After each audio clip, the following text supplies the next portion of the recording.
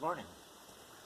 I'm Dr. Larry Green, the founder of Bokashicycle, and I want to take a little bit of time this morning talking about what's going on in the ground, in the soil, and how can you improve your soil and make it much more productive. And one of the key points I really want to talk about is the difference between fermenting and composting. Now, this dark, rich-looking material, which is compost, looks pretty good, and it's something that people are familiar with in general. It's not easy to do. You can do it on an industrial scale, commercially, and you can spread a lot of compost around in your garden, and you may think you're doing a lot of good for your garden, but here's where the details are important. I've been involved in biotech for more than 40 years. I've done a lot of research and a lot of studies on a variety of different areas in soil and plant biology and microbiology. I'm as old as dirt, but I think I've learned a lot over this period of time. Here's where I want to make some important points. When you compost, you're oxidizing material. That means that it's out in the open air, you turn it over and over and aerate it, and in that process the oxygen is actually, it's going to sound strange, but it's actually burning this material and breaking it down to oxidized end products, and it's done in a manner by piling it up and turning it so that heat is produced, and the microorganisms which do this process are called thermophilic organisms, and that means they heat up the soil. And as they heat up this material and break it down, they're producing a lot of free radicals. And in that process, you're killing most of the microbes and most of the living things that live and benefit plants that are found in the soil naturally. But those organisms, the microflora, are there at ambient temperature. So when you oxidize and you have free radicals and you kill most of the natural organisms in the composting process, you end up with very important minerals, some nutrients, but pretty much a dead product that then has to be brought back in to life by re-inoculating it, if you will, with natural organisms. And that's what happens when you mix it into the soil. The organisms that are in the soil that are starving and constantly fighting for survival are able to find a niche, and with your ongoing watering, and what most people end up doing is adding fertilizers, nitrates, phosphates, and potassium to the material, the life comes back and the plants begin to recover and they do well. That's all great, and we've been doing that for a lot of years. But one of the problems that we've experienced and we've learned over time is that adding fertilizers or chemicals to the soil are not extraordinarily helpful. And most farmers and growers learn in time that it's costing them more and more to continually add these fertilizers and chemicals to the soil, and they're running off into the water supply. So have we learned anything that's important over these years? Well, the one thing that's happening now, and it's really quite exciting, is that finally people are beginning to appreciate the power of microflora and why introducing natural organisms back into the soil is critical and important, especially if you want to have really healthy plants and you want to reduce the runoff into the water supply. Nitrates and phosphates move the water as fast as the water comes down. And if you test for nitrogen and phosphate, just test after a rain or after a heavy watering and see how much your nitrate and phosphate drops down. So the problem fundamentally with the way we've been treating crops and growing our plants is that we have really not appreciated the importance of the microflora up until, I would say, the last 5 to 10 years. Now, there's a whole lot of things that are going on in the industry. There are a lot of things that are going on in farming, and what I'm really happy to see is that growers and farmers now really do begin to appreciate biologically active soils. They understand that these are the things they really need to have to get the best performance out of the land. I sometimes have to laugh when people talk about they're not sure that we have enough land to feed all the people that need to be fed, or that we can't keep up with the demands for food. Actually, when you treat soil right and you bring it back to life, you can grow very densely, you can grow a lot of food, and you can turn it over very quickly. We don't have any shortage of land or any inability to feed the planet, if you will, if we treat the soil right. We continue to treat it poorly and add chemicals and pollute our waters, yes, we're going to have problems. So that's what this talk is all about, and I hope it's not too boring, but it's a subject that I get pretty interested in. Now, what's the difference between composting and what is frequently referred to as Bokashi, fermenting organic material? Well, fermenting is a whole different world. Fermenting first starts in the process of Bokashi, or what we technically call acetic anaerobic fermentation. It actually involves in excluding oxygen. So you take a container and you put the material into it, you inoculate it with some specialized microbes called bran mix or Bokashicycle mix, and you close it up to exclude the oxygen. And what's amazing is that within a matter of typically about 2 weeks at room temperature, with no heating, no production of gases, you get a very rapid breakdown of the material where it's being metabolized. Technically, it's being pickled. And the organisms that are doing this work are organisms that naturally are found within the soil. And in so doing, because they're not raising the temperature, they're not actually killing the natural organisms that live at that temperature, if you will, at ambient temperature or the temperature of the planet.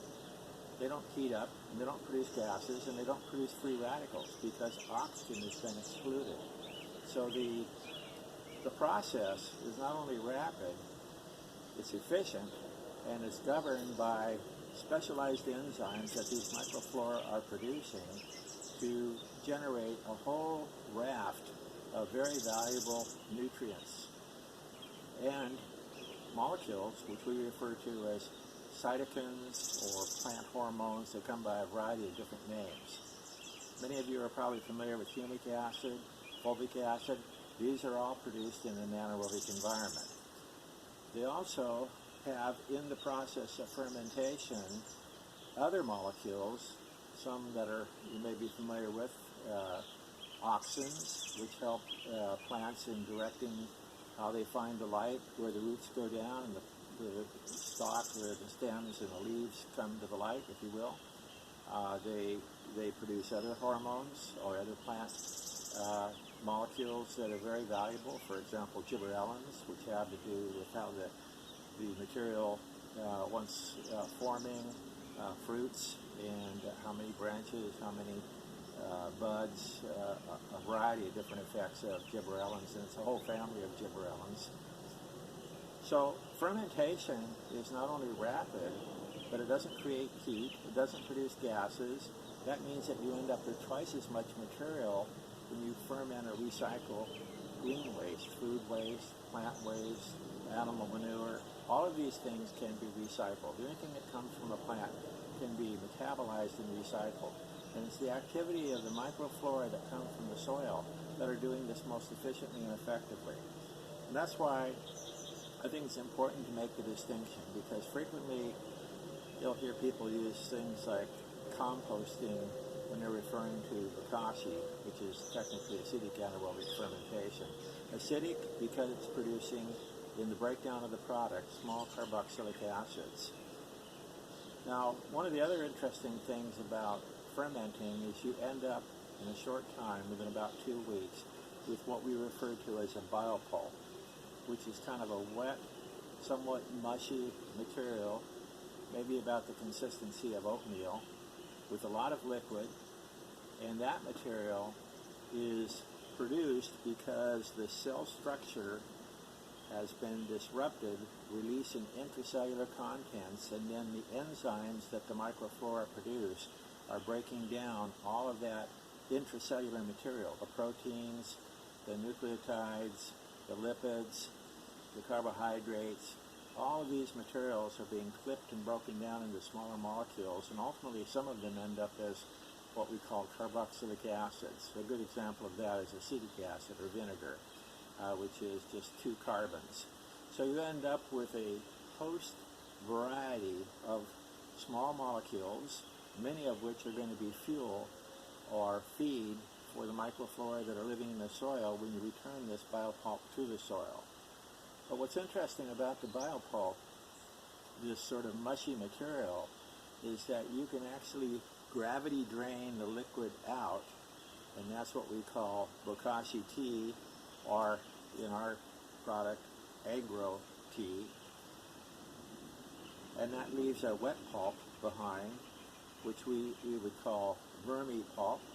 And we call it vermipulp because it's loaded with microflora and it attracts earthworms, worms of all types, that are actually feeding on the microflora. So one of the interesting things is when you take Bokashi fermented material and put it back into the soil, it actually draws the earthworms and supports the microflora that normally inhabit the soil that are starving, all to the same area, which is where your plants are really going to flourish, because plants really have a relationship with all the other organisms that are in the soil as well.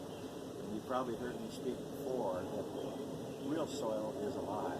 It's actually doing important things, and it's maintaining a very complex population of microflora and living creatures because they're all competing for nutrients.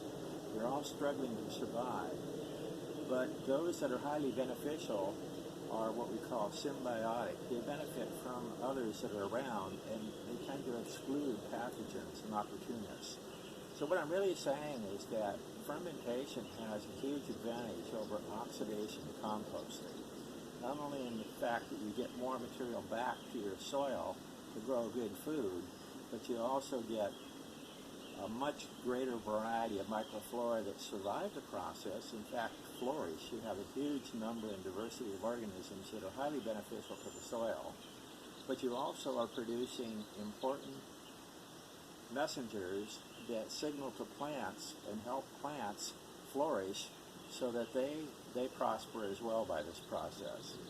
So the other thing that can be done with this biopulp that's kind of interesting, and this is what we do on a large-scale industrial commercial operation, is you can take the biopulp and separate it into two components, what we call tea and cake. The cake is what I referred to as vermipulp. This would be an example, a small package, a 4-pound package of vermipulp. And if you mix this in with the soil, it will draw the earthworms and other critters that live in the soil that feed off the microflora that are here, and that'll help your soil dramatically come back to life. But you can also take the liquid that's obtained in that separation process, which is very concentrated, and dilute it with water, typically about 50 parts of water to 1 part of tea, and then apply that as a drip irrigant or spraying, further spray, or you can provide it with your regular watering. And I would recommend doing that with each watering that you would normally do, depending on your climate, your location, the soil quality, etc. You just, every time you water, instead of just using water, dilute this 1 to 50. And this can all be done industrially. So we produce, using the dewatering technology on an industrial scale, large volumes of tea and cake, vermipulp, and agro tea. Now, these products, of course, can be obtained at home in your own smaller operation.